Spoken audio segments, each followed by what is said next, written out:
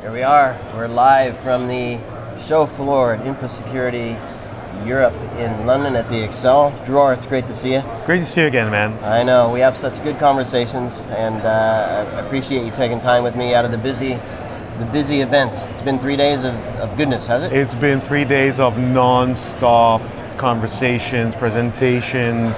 It was really a very, very good event. Our first time being in this event in London. Right. As you know, we're very focused on the US market, and now because of demand, we're moving aggressively into EMEA as well, starting with London, of course. Yeah, absolutely. And a lot of SMEs in Europe as well that need help. And as we've discussed many times, and I would encourage folks to look back at our conversation from RSA, and we actually did a 7-minute chat as well to kind of really get to the point quickly. But what CORO does is provides all of the layers of security that an organization needs based on their desired security posture, their regulatory requirements, their ability to staff and the budget and all these things. You can dial what they need. So I would encourage everybody to look at all the components that CORO provides and look back at that podcast or video we did from RSA conference.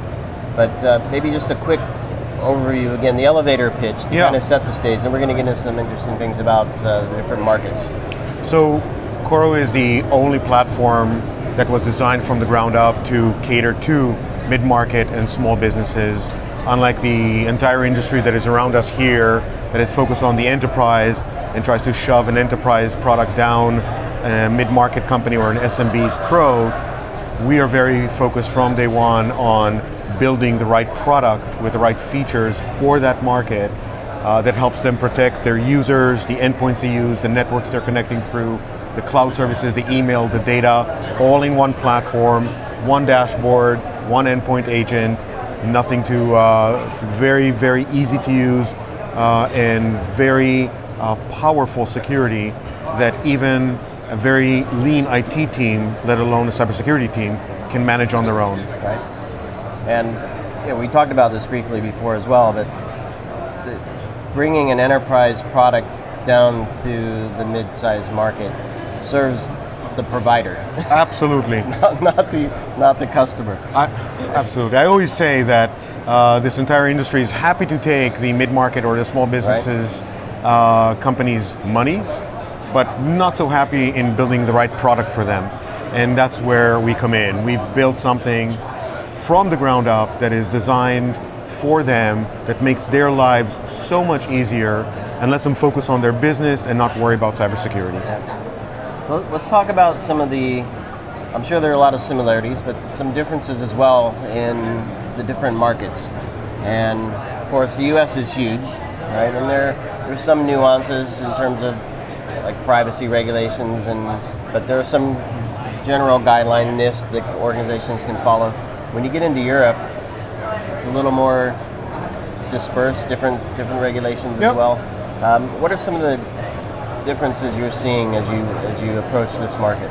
So as you know, for the last 4 or 5 years, we were focused on the US market, and the reason was we wanted to prove the thesis that this mid-market and small business market is viable. They need what we offer, and we proved that there was a product market fit.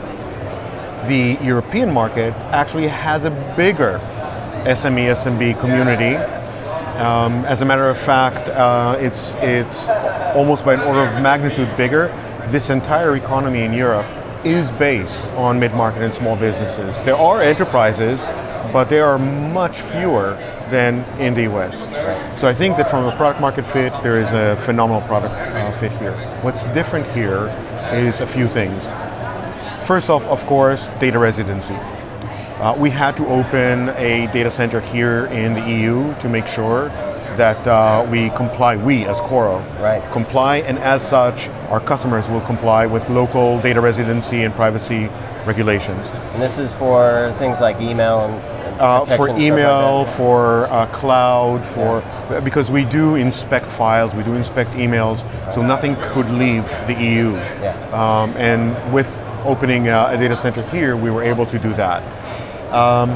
The biggest differences were mostly we view the US also as a leading indicator. So SMBs, SMEs in the US understood that they are a target 2 years ago. SMBs, SMEs in Europe are beginning to really understand it now because the attackers have shifted. They've done an awful job of targeting. Very good job for them, awful job for the end users, but they've really targeted mid-market and small businesses in the US, and now they're beginning to do that here in Europe very aggressively. So local market, local SMBs, SMEs now understand that we are a target too, and we need protection, and the protection that is being provided by the industry at large overlooks us. Right. So this is really where we come in. So that's one thing that is very different.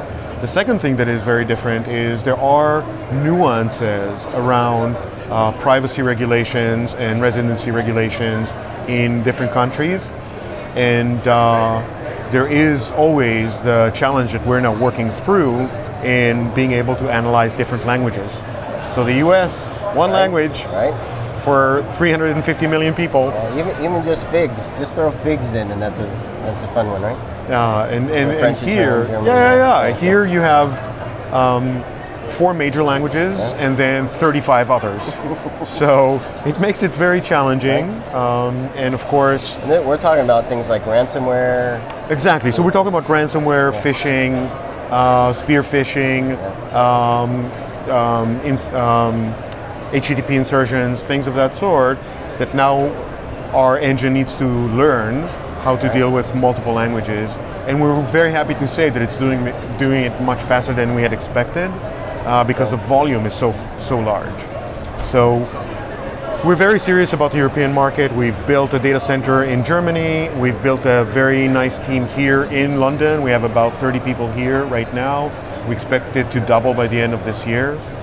And our servicing mid-market and small businesses in Europe is just as critical to the world's health economy, like the health of the world's economy, as it is when we do it in the US. Yeah, it's an excellent point. I'm going to take a moment to say how impressed I am by your team. Thank you. I mean, there's a whole crew of them here. I saw you rally everybody around this morning. The energy is amazing. And they're all super nice. Yeah, thank you. Which is an important piece of the puzzle. So if you read our G2 reviews, you see that one of the key comments that our customers are making, and we have no way to control those comments, is how easy it is to work with us as a company, both partners and customers. They love working with us because we are there to help them. We view this as a mission. Every employee at CORO views protecting the overlooked, as we call them. We protect the small and mid-sized businesses that need protection, and our mission in life is to make sure that, one, we protect them, and two, that dealing with us is as effortless as having your morning coffee. So the sales engagement, the support engagement, the maintenance engagement, the response engagement, all purpose-built for them, not just the technology. Exactly, it's the entire package. It can't be just the technology. Yeah, the technology is amazing. Technology is amazing. Everybody that comes in and sees it, we've had literally hundreds of demos that we've done over the last 3 days here. Everybody that sees the technology loves it. But that's just the building block. It's the technology, it's the sales process, it's the support, it's the help that they get, it's the education that we provide them to make sure that they understand the threat landscape and what they need to do. All of this combined creates a real end-to-end experience for that mid-market customer or small business that they would never get from anybody on this floor because they're not a priority for them. They are the only priority for us. Yeah, and I have so many thoughts on this. I'll refrain from the bashing of others. But anyway, the point is, very positive experience. I'm curious to know, are there any comments or questions that you've heard these past few days that, I don't know, strike you as different or interesting that So I think this entire industry is buzzword driven, right? So 2 years ago it was all about zero trust. Right. Everybody was talking zero trust. Then last year it was AI. Everybody was talking AI. This year it's platformization. So we have customers coming in and saying, we were first to market with a platform. You know very well that we are a true platform with modules that are attached to it and you can turn them on and off on demand. Right. So we are a real platform. Now everybody says platform. So customers are coming in and asking, how's your platform different? And we're like, well, we are a platform. All of these other people that say that they're a platform, they have a platform. They're not.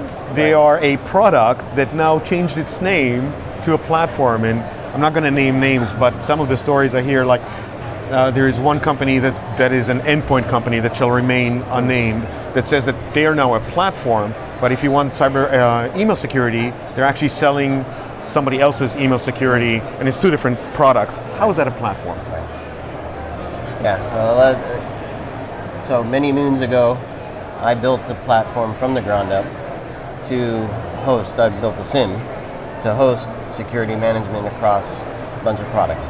And that's hard. And if you have a bunch of products and then try to add a platform to it, just not going to work. We bought a bunch of companies that tried to do that as well, and there's a lot of challenges. And I guess the biggest point I'll make is that when you start to do that, you continue to reinforce the serving of the enterprise. Because they're the only ones that could handle it. Can deploy a platform in addition to a bunch of products, as opposed to a solution that happens to be a platform from the beginning. Exactly right, exactly right. This was designed from the ground up for my market, and we went the platform way because we understood that they cannot deal with 15, 20, 25 different products, integrate them, manage them, chase different events on different dashboards. The reason we built this was because it was the right thing to do for this market. We didn't come up one day and said, oh, let's build a platform. We looked at the market and understood what was necessary, and there were three things. One, instead of multiple products, one platform. Two, it had to be affordable, right? So they could afford it. And three, we had to remove workload because they're overworked. So a lot of the chasing of events and so forth is completely automated in this platform. So we offloaded a lot of the work from humans to machines. And with these three things, we created something that my market can actually take on and be secure and effortlessly not worry about cybersecurity anymore. Right. Just worry about their business. Yeah. Are there any threat scenarios, any response scenarios, any business scenarios that stand out from the European market? I don't know if you find a different sector that's really heavier, or look, the way we look at this, we don't see any difference in the types of threats, the vectors. They're pretty uniform. The only thing that is different here is language. Okay. So the language models are very different.